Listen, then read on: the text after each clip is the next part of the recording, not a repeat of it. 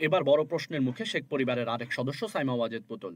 সাবেক প্রধানমন্ত্রী শেখ হাসিনা ক্ষমতার অপব্যবহার করে তার মেয়ে পুতুলকে বিশ্ব স্বাস্থ্য সংস্থার আঞ্চলিক পরিচালক পদে নিয়োগ পাইয়ে দিয়েছেন কিনা তা খতিয়ে দেখার সিদ্ধান্ত নিয়েছে দুদক। শেখ পরিবারে যেন মরক লেগেছে। শুরুটা শেখ হাসিনার হাত ধরে। তীব্র আন্দোলনে টিকতে না পেরে তাকে পালাতে হয়েছিল ভারতে। পেছনে রেখে গেছেন স্বৈর শাসনের তাজা প্রমাণ। খুনের দায়ে ঝুলছে একাধিক মামলা। খালার এমন কীর্তিতে চাপের মুখে পথ ছাড়তে হয়েছে ব্রিটিশ এমপি টিউলিপ সিদ্দিককে। ফ্ল্যাটের তথ্য গোপন করায় হারাতে হয় মন্ত্রিত্ব। এবার বিপদে শেখ পরিবারের আরেক সদস্য সাইমা ওয়াজেদ পুতুল। জানা গেছে, সাইমা ওয়াজেদ পুতুল নানাবিধ দুর্নীতির মাধ্যমে বিশ্ব স্বাস্থ্য সংস্থার আঞ্চলিক পরিচালক পদে নিয়োগ পান। আর এই কাজে পুরোপুরি ভূমিকা রেখেছেন সাবেক প্রধানমন্ত্রী শেখ হাসিনা।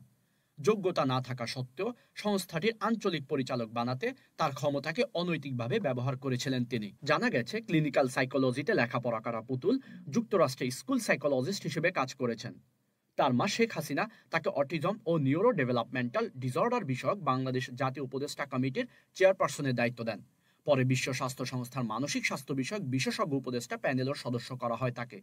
পরে 2023 সালের নভেম্বরে সংস্থাটির দক্ষিণ পূর্ব এশিয়া অঞ্চলের পরিচালক নির্বাচিত হন সাইমা ওয়াজেদ।